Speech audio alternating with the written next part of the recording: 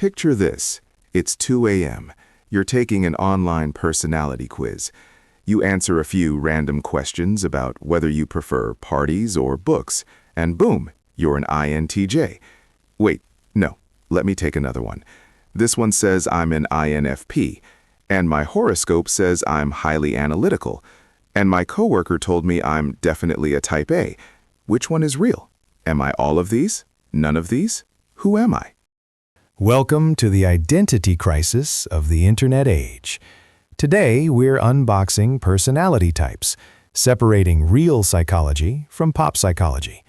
We're going to look at why most personality tests are basically astrology for corporate offices, and the one framework actual scientists use.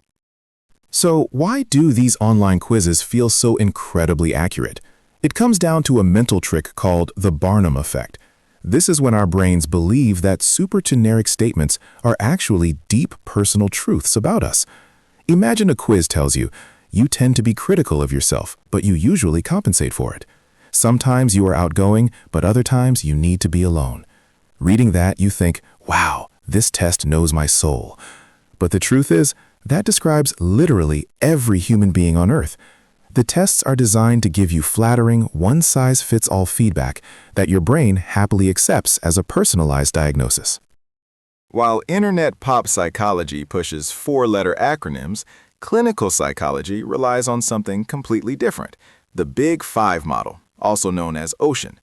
This is the only personality framework consistently backed by actual research. OCEAN stands for openness, conscientiousness, extroversion, agreeableness, and neuroticism. Instead of trapping you in a rigid box, like saying you are an absolute introvert, the Big Five measures you on a sliding scale. You're a mix of percentages.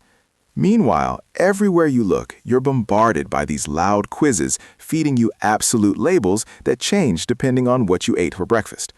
If this personality confusion is hitting close to home, drop a comment with your favorite fake personality type, and stick around because the fix is coming up. So, what's the typical advice when you're confused about your type? Just take more tests until you find the right one. So you take 7 different quizzes. One tells you you're a mediator, another says you're a challenger, a third says your spirit animal is a golden retriever. Now you have 7 different results based entirely on your current mood, and you're infinitely more confused than when you started. Trying to find your true self through internet quizzes is like trying to find your reflection in a shattered mirror.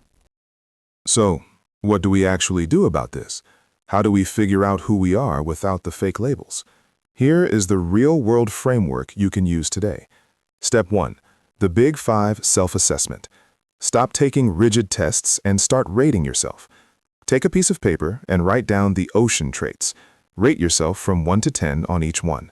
This gives you a nuanced, personalized picture. Step 2. The context check. Your personality is not a fixed object. It changes based on where you are. You might be a high-energy extrovert at work, but a complete introvert at home when you need to recharge. And that is completely normal. Stop expecting yourself to act the same way in every single environment. Step 3. Distinguish trait versus state. Before you label yourself, ask, is this who I am or just how I'm feeling right now? Anxiety is a temporary state, but high neuroticism, meaning you naturally have a sensitive stress response, is a baseline trait. Knowing the difference prevents you from letting a bad mood define your whole identity.